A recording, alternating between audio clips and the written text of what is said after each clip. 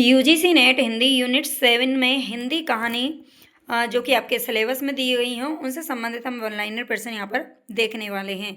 तो उम्मीद करती हूँ ये वीडियो आपके लिए काफ़ी हेल्पफुल रहेगी और आपको पसंद भी आएगी।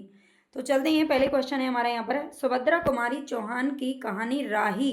राही आप जानते हैं, जो राही कहानी है ये हमारे सिलेबस में है और ये किस कहानी संग्रह में संकलित है।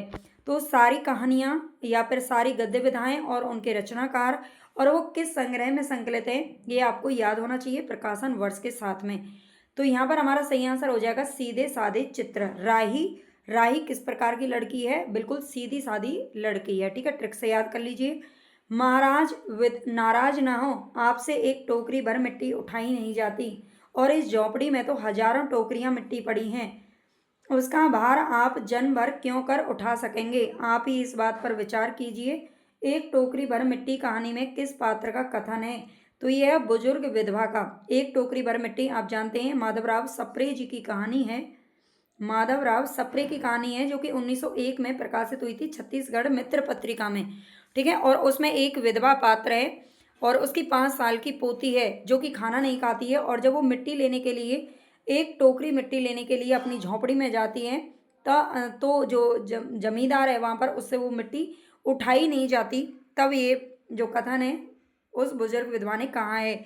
आगे है, रंगभेद एवं पक्षपात का चित्रण, सरकारी मिशन और कमीशन की उपयोगिता पर प्रश्न चिन्ह, कोलकाता विश्वविद्यालय के विद्वानों पर व्यंग्य, अंग्रेजी सरकार के न्याय व्यवस्था पर व्यंग्य आदि किस कहानी के विषय हैं? तो यहाँ पर हमारा सही आंसर हो जाएगा चंद्रदेव से मेरी बातें। चंद्रदेव से मेरी बातें 1904 ईस्वी में प्रकाशित हुई थी सरस्वती पत्रिका में।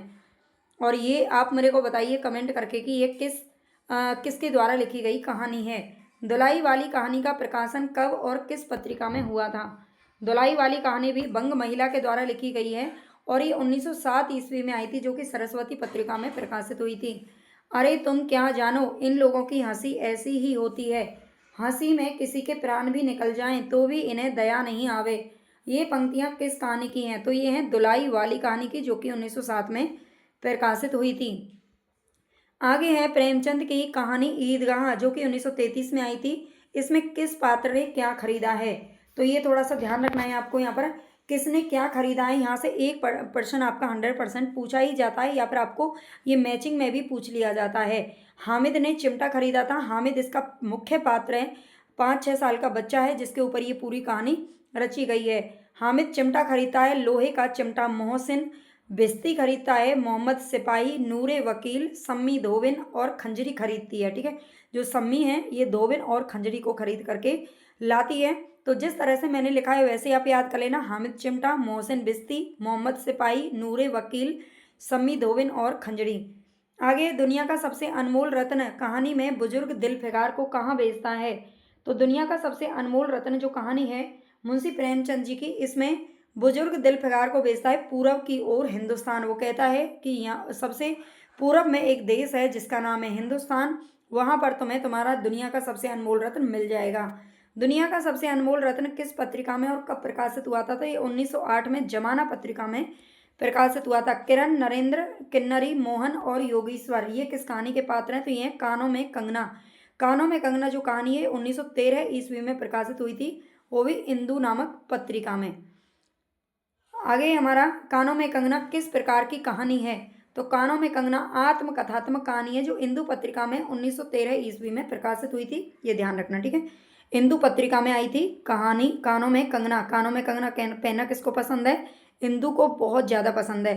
त्याग एवं वीरता, प्रथम विश्व युद्ध की पृष्ठभूमि, देश प्रेम और वचनबद्धता, पूर्व दीप्ति शैली, सैन्य जीवन एवं युद्ध की विभीषिका का चित्रण किस कहानी में किया गया है? तो ये किया गया उसने कहा था, जो कहानी किसकी है? गुलेरी जी के द्वारा लिखी गई है। गुलेरी जी की कहानी है और 1915 ईस्वी में सरस्वती में ही प्रकाशित हुई थी। ठीक है, इतना तो आपको याद कर ही लेना है, हमेशा रटा होना चाहिए।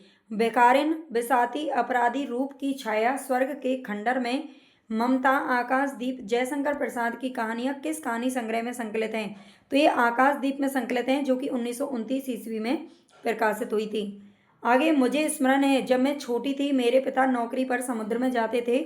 मेरी माता मिट्टी का दीपक बांस की पिटारी में भागीरथी के तट पर बांस के साथ ऊंचे टांग देती थी। और ये पंक्तियां आकाशदीप कहानी में किसकी हैं? तो ये चंपा की क्या है? पंक्तियां हैं। चंपा आकाशदीप कहानी में चंपा और बुद्धगुप्त नाम का जो पात्र है ये नायक है, ठीक है, बुद्धगुप्त। आगे कुंभ में छोटी बहू, भाई बहन दलिया, हृदय परीक्षा, ये सभी कहानियां किसकी हैं? तो ये राजेंद्र बाला घोष, जिनको बंग महिला के नाम से जाना जाता है। चंपा अपने पिता की मृत्यु का कारण किसे मानती है? तो ये मानती है बुद्धगुप्त को, ठीक है। बुद्धगुप्त से ये प्रेम भी करती है और इसी से घृणा भी करती है। अपना अपना भाग्य कहानी के लेखक कौन है? तो ये जैनेन्द्र कुमार। नैनीताल और होटल डी पब स्थान का वर्णन किस कहानी में किया गया है? तो ये किया गया है अपना अपना भाग्य में। आगे तीसरी कसम कहानी में हीरामन ने कौन से 3 काम ना करने की कसम खाई थी? तो हीरामन और हीराबाई इसमें नायक नायिका हैं तीसरी कसम कहानी में, जो कि फणीश्वरनाथ रेणु जी की है। और उसने कसम खाई थी कि चोरी का सामान कभी भी गाड़ी में नहीं लादेगा। वो बैलगाड़ी चलाने का काम करता था और उसने कसम खा रखी थी कि वह अपनी गाड़ी में कभी भी चोरी का सामान नहीं लादेगा और बांस की लदनी नहीं करेगा, ठीक है। बांस की लदनी, बांस आप जानते हो लकड़ी जो होती है, बांस की लकड़ी, ठीक है, बांसों को नहीं लादेगा, क्योंकि बांस का वो कहता है कि ना तो उसका अगुआ का पता होता है ना पिछुआ का, इतना लंबा होता है ना। और कंपनी की औरतों को गाड़ी में नहीं बैठाएगा, कंपनी की औरतों को गाड़ी में नहीं बिठाएगा। ये तीनों कसम उसने खा रखी थी, लेकिन ये तीसरी कसम वो तोड़ देता है और हीराबाई को गाड़ी में बैठा लेता है। कहानी एक भूख है जो निरंतर समाधान पाने की कोशिश करती है।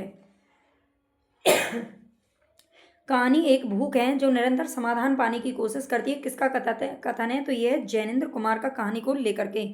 मारे गए गुलफाम कहानी किस कहानी संग्रह में और कब प्रकाशित हुई थी? तो ठुमरी कहानी संग्रह में प्रकाशित हुई थी 1959 ईस्वी में। ये भी किसके द्वारा लिखी गई है? मारे गए गुलफाम उर्फ तीसरी कसम, ये तीसरी कसम का ही नाम है, जो कि फणीश्वरनाथ रेणु जी की कहानी है।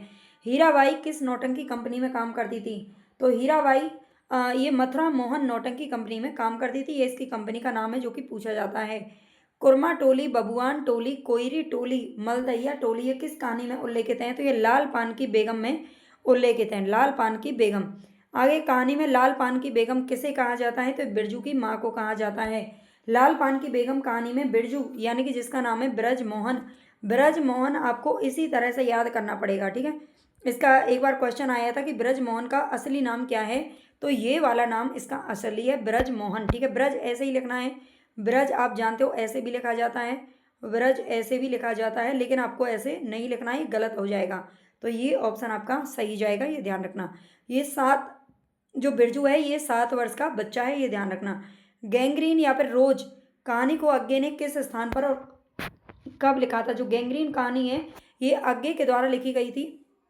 कब लिखी गई थी? तो डलहौजी जेल में मई 1931 ईस्वी में, ठीक है। डलहौजी जेल का नाम आपको याद रखना, 1931 में लिखा था। गैंग्रीन कहानी किस शैली में लिखी गई है? तो ये मैं शैली में लिखी संवादात्मक कहानी है। जो गैंग्रीन कहानी है ये मैं शैली में लिखी गई संवादात्मक कहानी है, ध्यान रखना इसका। आगे सूखे की स्थिति का जिक्र, फ्लैशबैक की तकनीक का प्रयोग, पहाड़ का परिवेश, मीहल व दाड़िम के पेड़ों का उल्लेख किस कहानी की विशेषता है? तो ये है कोसी का गठवार। सूखे की स्थिति का जिक्र, फ्लैशबैक की तकनीक का प्रयोग, ठीक है। फ्लैशबैक पद्धति पर 2 कहानियां लिखी गई हैं, कोसी का गठवार और उसने कहा था, दोनों को याद रखना। आगे है आग में बहादुर ही कूदते हैं जनाब, जनाब यहाँ पर आएगा जनाब, ठीक है। तुम्हारा यह वकील सिपाही और भिस्ती लौंडियों की तरह घर में घुस जाएंगे। आग में कूदना वह काम है जो रुस्तम हिंदी कर सकता है। ये किस कहानी का कथन है? तो ईदगाह कहानी का कथन है। और ये जो कथन है वो कहा किसने है? तो ये हामिद ने कहा है, ठीक है, जो कि चिमटा खरीदता है उसने ये कथन कहा है। चीप की दावत कहानी किस कहानी संग्रह में संकलित है और ये किसके द्वारा रचित है? तो चीप की दावत जो कहानी है ये पहला पार्ट में संकलित है, 1957 में आया था और 20 साहनी के द्वारा लिखा गया है। आगे चीप की दावत कहानी में माँ ने अपने बेटे से कहाँ भेजने के लिए कहा था? तो हरिद्वार भेजने के लिए कहती है माँ, परेशान होकर के कहती है मजबूरी में, ठीक है। शहर में आग लगी थी, बात डिब्बे भर के मुसाफिरों को पता चल गई और वे लपक लपक कर खिड़कियों में से आग का दृश्य देखने लगे। ये पंक्तियां किस कहानी से ली गई हैं? तो अमृतसर आ गया कहानी से ली गई हैं, जो कि 1973 ईस्वी में प्रकाशित हुई थी, ठीक है। और ये कहानी किसकी है यह आप मुझे बता दीजिए। आगे है पटरियां, नया मकान, मौका परस्त, अभी तो मैं जवान हूँ, इंद्रजाल, भगोड़ा, अमृतसर आ गया। ये सारी कहानियां किसके द्वारा लिखी गई हैं? तो ये भीष्म साहनी के द्वारा लिखी गई हैं। ठीक है, आगे है सिक्का बदल गया कहानी किस पत्रिका में और कब प्रकाशित हुई थी। सिक्का बदल गया कहानी किस पत्रिका में और कब प्रकाशित हुई थी, तो यह सर्वप्रथम जुलाई 1948 में प्रतीक पत्रिका में प्रकाशित हुई थी। बाद में बादलों के घेरे में इसको संग्रहित किया गया था 1980 ईस्वी में। आगे है शेरा, सानी, जौलदार, नवाब बीवी, फिरोज, इस्माइल, हसीना आदि पात्र किस कहानी में है, तो यह सिक्का बदल गया जो कि कृष्णा सोवती जी की कहानी है। ठीक है, पात्रों के नाम आपको सभी के याद रखने हैं। आगे सानी कुछ कहे जाओ तुम्हारे मुंह से निकली असीस कभी झूठ नहीं हो सकती और अपने साफे से आंखों का पानी पोंछ लिया। सानी ने उठती हुई हिचकी को रोककर रूंधे रूंधे गले से कहा, रब तुहानू सलामत रखे बच्चा, खुशियां बख्शे। ये पंक्तियां किसने कही थी, तो इस्माइल ने कही थी सिक्का बदल गया कहानी में। ये कहने वाला देखो यहाँ पर दो हैं। यहाँ पर सानी का कथन है, ये नीचे वाला जो कहानी है ना, ये जो कथन है ना, रूंधे रूंधे गले से कहा रब तुहानू सलामत रखे बच्चा, ये तो कथन है सहानी का। ठीक है, ये किसका है, सानी का है। लेकिन ऊपर वाली जो लाइन है, सानी कुछ कह जाओ तुम्हारे मुंह से निकली असीस कभी झूठी नहीं हो सकती, ये इस्माइल का कथन है। ठीक है, ये इस्माइल का कथन है, थोड़ा सा आपको अच्छे से देख लेना है, याद कर लेना है। माता दीन, कोतवाल, बलभद्र, राम सजीवन आदि पात्र किस कहानी से लिए गए हैं, तो ये इंस्पेक्टर माता दीन चांद पर। ठीक है, इंस्पेक्टर माता दीन चांद पर इस कहानी से लिए गए हैं। आगे निर्दोष को दोषी करार देने पर व्यंग्य, भ्रष्ट पुलिस व्यवस्था पर व्यंग्य, भारतीय पुलिस व्यवस्था की कार्यशैली पर व्यंग्य, चांद के काल्पनिक चित्रण द्वारा भारतीय पुलिस एवं व्यवस्था पर व्यंग्य किस कहानी की विशेषताएं हैं, तो ये इंस्पेक्टर माता दीन चांद पर। आगे पिता कहानी किस कहानी संग्रह में संकलित है, तो पिता जो कहानी है ज्ञान रंजन के द्वारा लिखी गई है। ठीक है, पिता कहानी ज्ञान रंजन के द्वारा लिखी गई है और ये फैंस के इधर उधर 1968 ईस्वी में प्रकाशित हुई थी। ठीक है, फैंस के इधर उधर ये कहानी संग्रह है ज्ञान रंजन जी का, उसमें ही प्रकाशित हुई है। ठीक है, पिता के इर्द गिर्द घूमते रहते हैं क्या, फैंस। ठीक है, राजा निर्वंशिया कहानी में आए पात्रों का विवरण देखिए। जगपति, चंदा, बचन सिंह, राजा निर्वंशिया, रानी जमुना सुनार, माँ और चाचा। ठीक है, राजा निर्वंशिया जो कि कमलेश्वर जी की कहानी है। मरने से पहले मैं एक दफ़ा बर्मा जरूर जाऊंगा और तब एक चांद के लिए उनकी आंखों में गीली सी एक क्षण के लिए, ठीक है, ये है एक क्षण के लिए उनके आंखों में गीली सी नमी छा जाती। परिंदे कहानी में किसका कथन है, तो ये डॉक्टर मुखर्जी का कथन है। ठीक है, डॉक्टर मुखर्जी जो थे ये बर्मा के ही रहने वाले थे और बर्मा से ही भारत में आए थे, लेकिन रास्ते में आते आते ट्रेन में इनकी पत्नी की मृत्यु हो जाती है। ठीक है, लेकिन जब तक ये बुजुर्ग रहते हैं, ये एक कॉलेज में एक डॉक्टर के रूप में काम करते हैं और ये कहीं ना कहीं अपने जो देश है, अपने वतन है, उसको मिस करते हैं और बोलते हैं कि मैं एक बार जरूर जाऊंगा मरने से पहले। Latika, mister Hubert, Karimuddin, miss Wood, major Girish Negi, doctor Mukherjee, Sudha, Julie किस कहानी के पात्र हैं, तो ये है परिंदे और निर्मल वर्मा। ठीक है, Latika, mister Hubert, Karimuddin, miss Wood, major Girish Negi, doctor Mukherjee, Sudha और जूली, ये सभी के सभी परिंदे कहानी के पात्र हैं। तो ये आपको वन लाइनर क्लास कैसी लगी है कमेंट में ज़रूर बताना। ठीक है, प्लीज़ कमेंट करके आप बताया करो कि आपको क्लास कैसी लगती है। ओके, धन्यवाद, लाइक सब्सक्राइब कर लेना।